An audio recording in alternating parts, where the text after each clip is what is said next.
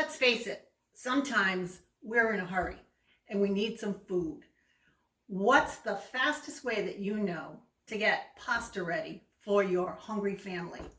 Or just to get it ready in a hurry? Well, today I'm going to show you. Starting with about a tablespoon of olive oil in the pan, and I'm going to add a half of a chopped onion. As the onion starts to soften, I'm going to crush into it 2 large cloves of garlic. I'm just going to let that cook for about a minute. Now this part of the recipe you don't actually need to do.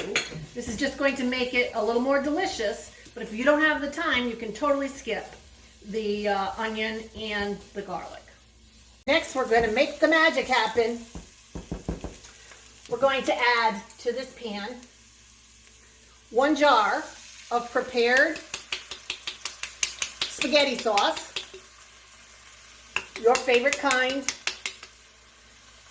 And when I empty out the jar, I'm going to add water. We're going to be using a total of 4 cups of water here. And I like to just make sure that I get all of the tomato sauce. I'm going to shake it, clean the jar, put this water into the pot. Add the rest of the 4 total cups of water. I'm going to add a handful of dried Italian seasoning because I just like to kick it up a little bit. And then 1 pound of pasta. I'm using penne right now. All of that's going in. Stir it around.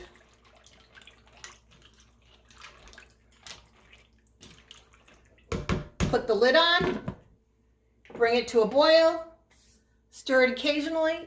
In about 15 to 20 minutes, we're going to have pasta that's done. Keep your pasta and sauce at a rolling boil while it's cooking. Turn it down if it feels like it's too energetic. Give your pasta and sauce an occasional stir because you don't want it to stick to the bottom of the pan. And you'll notice how the pasta is absorbing the sauce.